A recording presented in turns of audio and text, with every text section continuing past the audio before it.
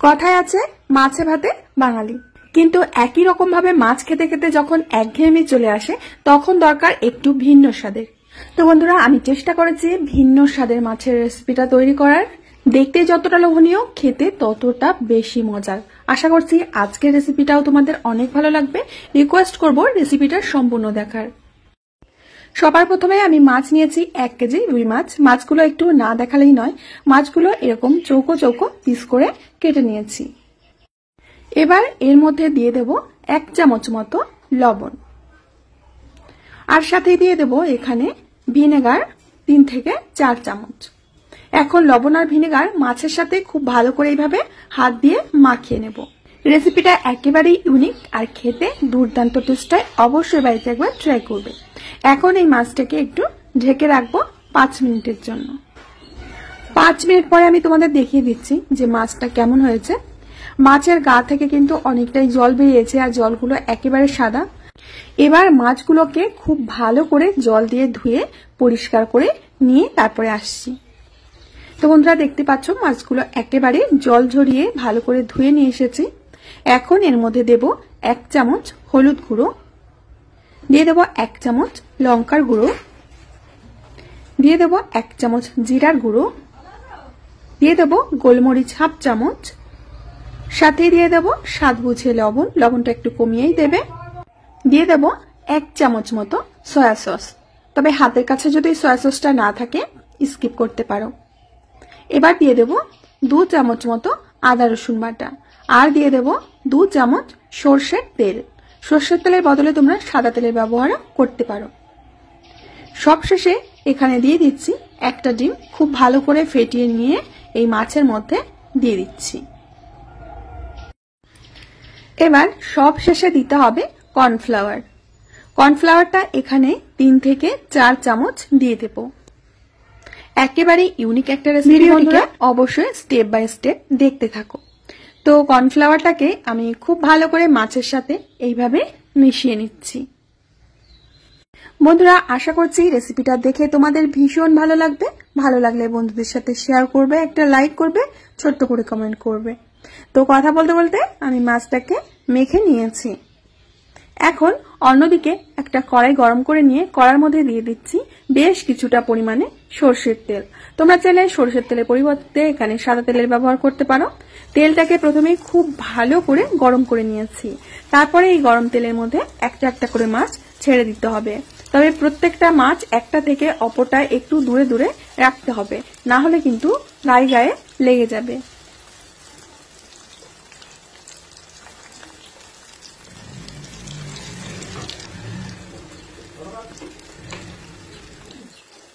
একটা পাশ ভাজা হয়ে গেলে এইভাবে উল্টে দিতে হবে।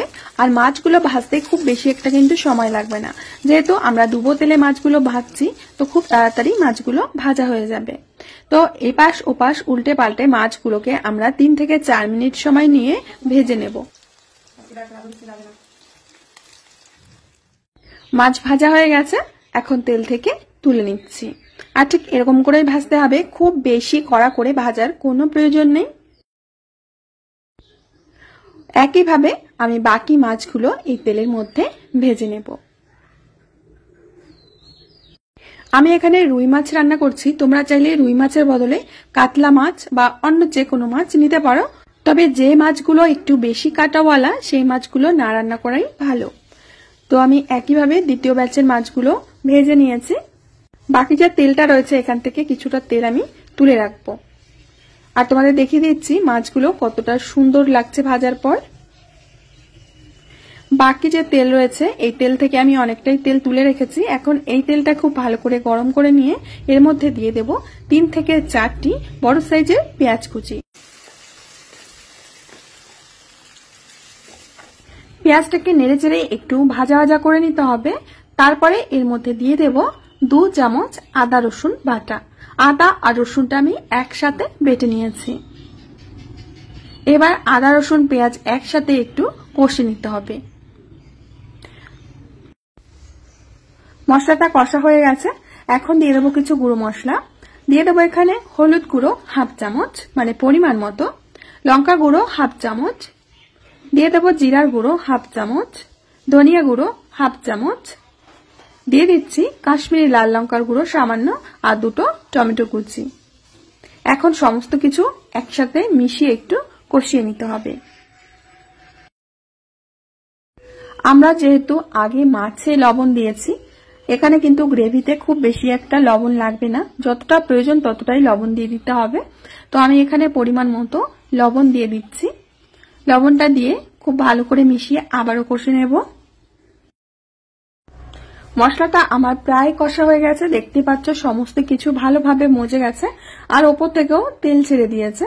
এখন এর মধ্যে দিয়ে দেব 1 কাপ জল। এখানে 1 কাপ মানে 200 ml জল রয়েছে। জলটা দিয়ে মশলার সাথে খুব ভালো করে মিশিয়ে দেব। এখন একটা ঢাকনা দিয়ে মশলাটাকে রান্না করে নিতে হবে 5 মিনিট মতো। 5 মিনিট পর আমি ঢাকনাটা খুলে নিচ্ছি। ভালো করে নেড়েচেড়ে দেব। গ্রেভিটা কিন্তু এখন ঘন হয়ে গেছে, দেখতেই পাচ্ছ। তো আমাদের মাছের গ্রেভিটা রেডি। এখন ভাজা মাছগুলো দিয়ে দেব।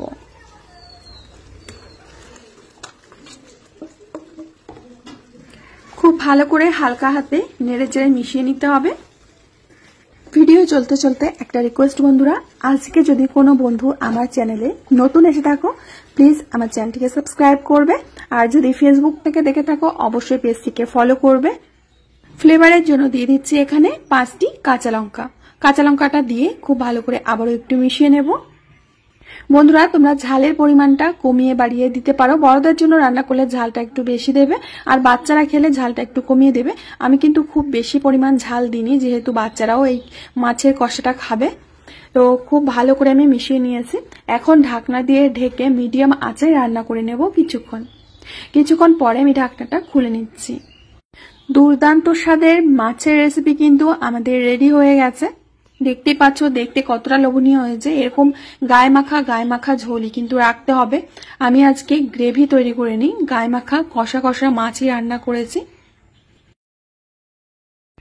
যখন মাছ খেতে খেতে একঘেয়েমি চলে আসবে তখনই মাছের এই রেসিপিটা ট্রাই করবে। আশা করছি তোমাদের ভীষণ পছন্দ হবে। এখান থেকে একটা মাছ তোমাদের আমি দেখিয়ে দিচ্ছি যে ভেতরে কতটা সফট রয়েছে মাছগুলো। দেখতেই পাচ্ছ একেবারে সফট রয়েছে। তাহলে আমার প্রিয় বন্ধুরা, আশা করছি আজকের রেসিপি তোমাদের অনেক ভালো লেগেছে। ভালো লাগলে বন্ধুদের সাথে শেয়ার করবে। চ্যানেলটিকে যদি এখনো না সাবস্ক্রাইব করে থাকো অবশ্যই সাবস্ক্রাইব করবে। ফেসবুক থেকে দেখে থাকলে অবশ্যই পেজটিকে ফলো করবে। আমি আজ এখানেই বিদায় নেব। আবার দেখা হবে নতুন রেসিপির সাথে। সবাই সুস্থ থেকো, ভালো থেকো, সকলকে সুস্থ রেখো। কমেন্টে অবশ্যই জানিও যে আজকের রেসিপিটা তোমাদের কেমন লেগেছে।